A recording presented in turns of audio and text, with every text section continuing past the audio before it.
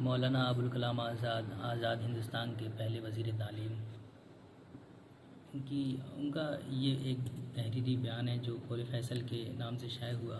کلکتہ کی عدالت میں انہوں نے یہ اپنا تحریری بیان دیا تھا۔ اس میں انہوں نے جہاں بہت ساری باتیں لکھی ہیں جدوجہد آزادی کے حوالے سے، وہیں جمہوریت اور اسلام اور مسلمان کے حوالے سے بھی انہوں نے کافی بات کی ہے۔ اس کے شروع صفحے پہ ہی ان کے لیے لکھا گیا ہے کہ کے حوالے سے اسلام کسی حال میں بھی جائز نہیں رکھتا کہ مسلمان آزادی کھو کر زندگی بسر کریں، انہیں مر جانا چاہیے یا آزاد رہنا چاہیے، تیسری راہ اسلام میں کوئی نہیں۔ اور ایک جگہ اور اسلام ایک جمہوری نظام ہے، یعنی اسلام ایک ڈیموکریٹک رول ہے، لا ہے پیش کرتا ہے۔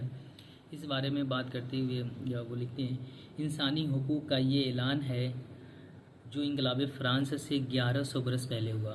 یہ صرف اعلان ہی نہ تھا بلکہ ایک عملی نظام تھا جو مشہور مورخ گبن کے لفظوں میں اپنی کوئی مثال نہیں رکھتا۔ پیغمبر اسلام صلی اللہ علیہ وسلم اور ان کے جانشینوں کی حکومت ایک مکمل جمہوریت تھی، یعنی پوری طریقے سے ڈیموکریٹک گورنمنٹ تھی، اور صرف قوم کی رائے، نیابت اور انتخاب سے اس کی بناوٹ ہوتی تھی۔ یعنی پیغمبر اسلام صلی اللہ علیہ وسلم کے زمانے میں جو حکومت بنتی تھی وہ لوگوں کی رائے سے بنتی تھی۔ یہی وجہ ہے کہ اسلام کی اصطلاح میں جیسے جامع اور عمدہ الفاظ اس مقصد کے لیے موجود ہیں، شاید ہی دنیا کی کسی زبان میں پائے جائیں۔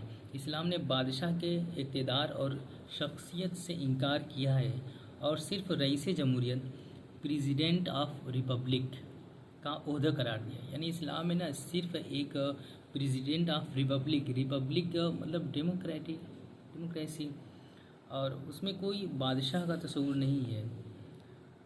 لیکن اس کے لیے یہ بھی خلیفہ کا لقب تجویز کیا، یعنی جو رئیس جمہوریت ہوگا اس کو خلیفہ بولیں گے۔ خلیفہ کہتے ہیں نائب کو، ڈپٹی کو، جس کے لغوی معنی نیابت کے ہیں۔ گویا اس کا اقتدار محض نیابت ہے، یعنی جو خلیفہ ہوگا وہ ڈپٹی ہوگا، یعنی لا کا ڈپٹی ہوگا، یعنی لا کو فالو کرے گا، اس سے زیادہ کوئی اختیار نہیں رکھتا۔ یعنی خلیفہ کے پاس اس سے زیادہ کوئی اختیار نہیں کہ وہ لا کو فالو کرے یا بس۔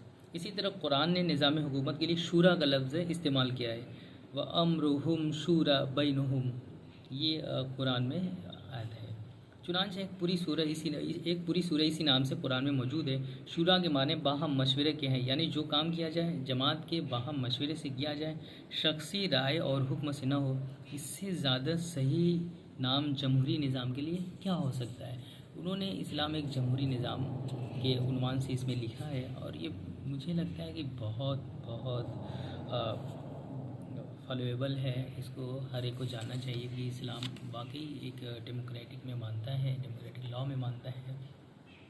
کچھ لوگ بادشاہوں کی تعریف کرتے